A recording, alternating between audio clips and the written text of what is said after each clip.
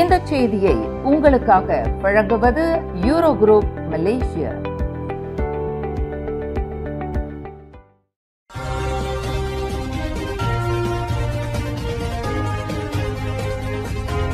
வணக்கம். திசைகளின் 5 மணி செய்திகள். யூசுப் ரவுத்தர் வழக்கில் 6 இடங்கள் வேண்டாம், பொதுமக்களுக்கு சட்டத்துறை அலுவலகம் நினைவுறுத்து. போதைப்பொருள் மற்றும் செயற்கை கை துப்பாக்கிகளை வைத்திருந்ததாக ஐபிஎல் உதவியாளர் யூசுப் ரவுத்தருக்கு எதிரான வழக்கில் அவரை உயர்நீதிமன்றம் விடுதலை செய்திருப்பது தொடர்பில் 6 இடங்களும் அவதூறுகளும் வேண்டாம் என்று பொதுமக்களுக்கு சட்டத்துறை அலுவலகம் நினைவுறுத்தியுள்ளது. நீதிமன்றத்தின் முடிவை சட்டத்துறை அலுவலகம் மதிப்பதாகவும் உயர்நீதிமன்ற நீதிபதி கூறிய காரணங்களை ஏற்றுக்கொள்வதாகவும் அது தெரிவித்துள்ளது. யூசுப் ரவுத்தர் வழக்கு பொதுமக்களின் கவன ஈர்ப்புக்குரியது என்பதை சட்டத்துறை அலுவலகம் ஒப்புக்கொள்கிறது. இருப்பினும் வழக்கின் முடிவு குறித்து குறிப்பாக நீதிமன்றத்தால் கூறப்பட்ட காரணங்களுக்கு அப்பாற்பட்ட நிலையில் ஊகங்கள் அல்லது அவதூறு தன்மையிலான அறிக்கைகள், கருத்துகள் வெளியிடப்படுவதை தவிர்க்குமாறு பொதுமக்களை சட்டத்துறை அலுவலகம் கேட்டுக்கொண்டுள்ளது. 9 மாதங்கள் தடுப்பு காவலில் வைக்கப்பட்டிருந்த யூசுப் ரவுத்தர் போதைப்பொருள் கடத்தல் மற்றும் 2 செயற்கை துப்பாக்கிகள் வைத்திருந்த வழக்கில் இருந்து நேற்று விடுவிக்கப்பட்டார். வழக்கு விசாரணை ஆதாரங்களை முழுமையாக மதிப்பாய்வு செய்ததன் அடிப்படையிலும் சட்ட கொள்கைகளின்படி எந்தவொரு வெளிப்புற செல்வாக்கு பயன்படுத்தப்படாமல் சுதந்திரமாக அமைந்ததாகவும் சட்டத்துறை அலுவலகம் கூறியது. சட்டத்துறை அலுவலகம் அடுத்த கட்ட நடவடிக்கையை எடுப்பதற்கு முன்னதாக தீர்ப்பின் உள்ளடக்கத்தை மிக ஆழமாக பரிசீலனை செய்து வருவதாக ஓர் அறிக்கையில் தெரிவித்துள்ளது. இவ்வழக்கில் யூசுப் ரவுத்தரின் வாதப்படி போதைப்பொருள் மற்றும் துப்பாக்கிகள் அவரை சிக்க வைக்கப்பட்டுள்ளதாக குற்றஞ்சாட்டி உள்ளார். ஏர் இந்தியா போயிங் ட்ரீம் லைனர் விமானம் விபத்துக்குள்ளாகி 241 பேர் உயிரிழந்த துயரச் சம்பவத்தின் சோகம் இன்னமும் மறையாத நிலையில் ஏர் இந்தியாவின் மற்றொரு விமானம் இன்று அவசரமாக தரையிறக்கப்பட்டுள்ளது. தாய்லாந்தில் புக்கெட் தீவில் உள்ள அனைத்துலக விமான நிலையத்தில் இருந்து டெல்லிக்கு ஏர் இந்தியா விமானம் இன்று வெள்ளிக்கிழமை காலையில் புறப்பட்டது. ஏர் இந்தியாவின் AI379 விமானத்தில் 156 பயணிகள் இருந்தனர். வானில் பறந்த சிறிது நேரத்திலேயே அந்த விமானம் அவசரமாக மீண்டும் புக்கெட் விமான நிலையத்தில் தரை இறக்கப்பட்டது. இதனால் அந்த விமானத்தில் பயணித்த 156 பயணிகள் அச்சமடைந்துள்ளனர். விமானம் இன்று காலை 9:30 மணி அளவில் புக்கெட் தீவுக்கு அருகே அந்தமான் தீவு வான் போக்குவரத்து பாதையில் பறந்து கொண்டிருந்த போது விமானத்தில் வெடிகுண்டு வைக்கப்பட்டுள்ளதாக அனாமதேய அழைப்பை விமான கட்டுப்பாட்டு கோபுரம் பெற்றது. இதனைத் தொடர்ந்து விமானத்தை உடனடியாக புக்கெட் தீவுக்கு திருப்பும்படி விமானிக்கு உத்தரவிடப்பட்டதாக தாய்லாந்து அதிகாரிகள் தெரிவித்தனர். விமானம் அந்தமான் தீவு வான் போக்குவரத்து பாதையில் திருப்பப்படுவதை ஃப்ளைட் ராடார் 24 தெளிவாக காட்டியுள்ளது.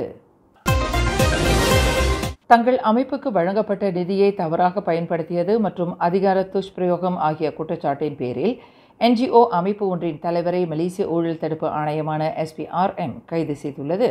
விசாரணைக்கு ஏதுவாக அந்த NGO இயக்க தலைவர் இன்று காலையில் மலாக்கா நீதிமன்றத்தில் மேஜிஸ்ட்ரேட் சிவசங்கரி நாகலிங்கம் முன்னிலையில் நடத்தப்பட்டு 7 நாள் தடுத்து வைப்பதற்கான உத்தரவை SPRM பெற்றுள்ளது.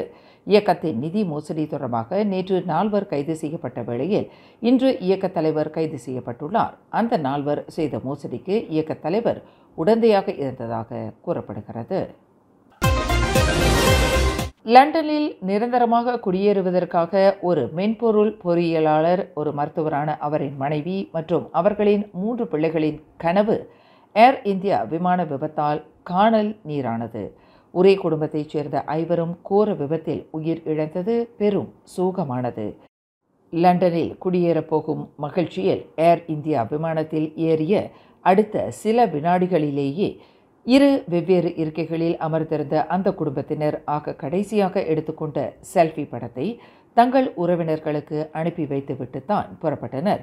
அந்த செல்ஃபி படம் அவர்களின் கிராம மக்களை மட்டுமல்ல, உலகத்தில் உள்ளவர்களையும் சோகத்தில் ஆழ்த்தியுள்ளது. ஒரு மென்பொருள் பொறியியலாளரான பிரதீக் ஜோஷி லண்டனில் கடந்த 6 ஆண்டு காலமாக பணியாற்றி வருகிறார். குடும்பத்தினரை நிரந்தரமாக லண்டனில் குடியேற்றிவிட வேண்டும் என்ற எண்ணத்தில் பிரதீக் ஜோஷி லண்டனிலிருந்து இந்தியாவிற்கு திரும்பியிருக்கிறார். ராஜஸ்தான் பன்ஸ்வாரா நகரில் உள்ள தனது மனைவி மற்றும் 3 பிள்ளைகளை அழைத்து கொண்டு லண்டனுக்கு புறப்பட்ட ஏர் இந்தியா விமானத்தில் அமர்ந்தபோதுதான் இந்த துயரச் சம்பவம் நிகழ்ந்தது. ஒரு நிபுணத்துவ மருத்துவரான பிரதீக் ஜோஷியின் மனைவி டாக்டர் கோமி வியாஸ் பயணத்திற்கு 2 நாட்களுக்கு முன்புதான் ராஜஸ்தானில் தாம் பணியாற்றி வந்த மருத்துவ தொழிலை ராஜினாமா செய்தார். அத்தம்பதியரின் 5 வயது இரட்டையர் ஆண் பிள்ளைகளான நகுல் மற்றும் பிரத்யூத், 8 வயது மகள் மிராயா ஆகிய 5வரும் இந்தியாவை விட்டு புறப்படுகிறோம் என்று தங்களின் மகிழ்ச்சியை உறவினர்களுடன் கடைசியாக பகிர்ந்து கொள்வதற்கு செல்ஃபி படம் எடுத்தனர். அதுதான் அவர்கள் எடுத்துக்கொண்ட கடைசி படம். அதன் பின்னரே இவ்விபத்து நிகழ்ந்தது. 5வரின் உயிரையும் பறித்தது. இந்த துயரச் செய்தி ராஜஸ்தான் பன்ஸ்வாரா நகரத்தை அதிர்ச்சிக்குள்ளாகி உள்ளது. பிரதீக் ஜோஷி மற்றும் அவரின் மனைவி டாக்டர் கோமி வியாஸ் கடின உழைப்பாளிகள் என்றும் அவர்கள் தொலைநோக்கு சிந்தனை கொண்டவர்கள் என்றும் உள்ளூர் மக்கள் புகழ்ந்தனர். தங்கள் 3 குழந்தைகளுக்கும் சிறந்த எதிர்காலத்தை உருவாக்க வேண்டும் என்ற நோக்கிலேயே லண்டனில் நிரந்தரமாக குடியேறச் சென்றனர். ஆனால் அதுவே அவர்களின் வாழ்க்கைக்கும் இறுதி பயணமாக அமையும் என்று தாங்கள் நினைக்கவில்லை என்று உள்ளூர் மக்கள் கண்ணீருடன் கூறினர். அடுத்த வாரம் நடைபெறவிருக்கும் ஐநா மாநாட்டில் மலேசியா நிச்சயம் பங்கேற்கும் என்று பிரதமர் டத்தோ ஸ்ரீ அன்வார் திட்டவட்டமாக தெரிவித்தார். மலேசியாவிற்கு எதிராக அமெரிக்கா அழுத்தம் கொடுக்கலாம் என்று கூறப்பட்டாலும் மலேசியா தனது பிரதிநிதிகளை மாநாட்டிற்கு நிச்சயம் அனுப்பி வைக்கும் என்று பிரதமர் தெளிவுபடுத்தினார்.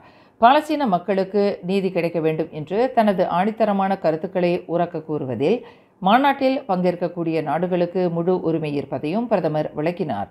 குறிப்பாக பாலஸ்தீனம் மற்றும் காசா மக்களுக்கு நீதி கிடைப்பது தொடர்பான விஷயங்களில் தங்கள் கருத்துக்களை வெளிப்படுத்தும் உரிமை ஒவ்வொரு நாட்டிற்கும் உண்டு. இதுவே மலேசியாவின் நிலைப்பாடாகும் என்று பிரதமர் குறிப்பிட்டார். லாவோஸ் நாட்டில் 86 கிலோ போதைப்பொருள் பறிமுதல் செய்யப்பட்டது தொடர்பில் கைது செய்யப்பட்டுள்ள மலேசியாவைச் சேர்ந்த ஒரு முன்னணி ரேப் பாடகர் மற்றும் அவரின் 2 நண்பர்கள் தொடர்பில் அரசு மலேசிய போலீஸ் படை விசாரணை செய்து வருவதாக அதன் தலைவர் தான் ஸ்ரீ ரசாருடீன் ஹுசைன் தெரிவித்துள்ளார். மிகப்பெரிய அளவில் போதைப்பொருள் கடத்தப்படுவதற்கு அந்த ரேப் பாடகரும் அவரின் 2 நண்பர்களும் உடந்தையாக இருந்துள்ளார்களா என்பது குறித்து தற்போது ஆராயப்பட்டு வருவதாக ஐஜிபி குறிப்பிட்டார். அந்த 3 மலேசியர்கள் கைதானது குறித்து கடந்த ஜூன் 3ஆம் தேதி வெளியுறவு அமைச்சின் மூலம் தகவல் அளிக்கப்பட்டதாக தான் ஸ்ரீ ரசாருடீன் குறிப்பிட்டார். அம்மூவரும் கடந்த மே 27ஆம் தேதி லாவோஸ் வாட்டே அனைத்துலக விமான நிலையத்தில் 86 கிலோ போதைப் பொருளுடன் பிடிபட்டனர். வங்கி ஊழியர் ஒருவர் 4 இலக்க எண் லாட்டரி குழுக்களான டோட்டோ 4D ஜாக்பாட்டில் 10 மில்லியன் ரிங்கெட் பரிசு தொகையை வென்றுள்ளார். ஜோகர் பாருவைச் சேர்ந்தவரான 49 வயது வங்கி ஊழியர் கடந்த ஜூன் 8ஆம் தேதி எடுத்த லாட்டரி சீட்டில் மிகப்பெரிய பரிசு பணத்தை வென்றுள்ளார். புத்த பெருமானின் பிறந்த தினமான கடந்த விசாக தினத்தின் போது பௌத்த ஆலயத்தில் தமக்கு வழங்கப்பட்ட 4 இலக்க எண்ணை தொடர்ந்து எழுதி வந்த நிலையில் அது ஜூன் 8ஆம் தேதி குழுக்களில் தமக்கு மிகப்பெரிய அதிர்ஷ்டத்தை தந்துள்ளது என்று அந்த வங்கி ஊழியர் தெரிவித்துள்ளார் என்று டோட்டோ நிறுவனம் ஓர் அறிக்கையில் தெரிவித்துள்ளது. 3866 மற்றும் 5899 என்ற ஜோடி எண்களே தம்மை லட்சாதிபதியாக்கி உள்ளது என்று அவர் குறிப்பிட்டுள்ளார். மேலும் செய்திகளை தெரிந்து கொள்ள கீழே இருக்கும் பெல் பட்டனை அழுத்துங்கள். உங்கள் மகிழ்ச்சியை வெளிப்படுத்த லைக் மற்றும் ஷேர் செய்யுங்கள். தொடர்ந்து திசைகளோடு இணைந்திருக்க சப்ஸ்கிரைப் செய்யுங்கள்.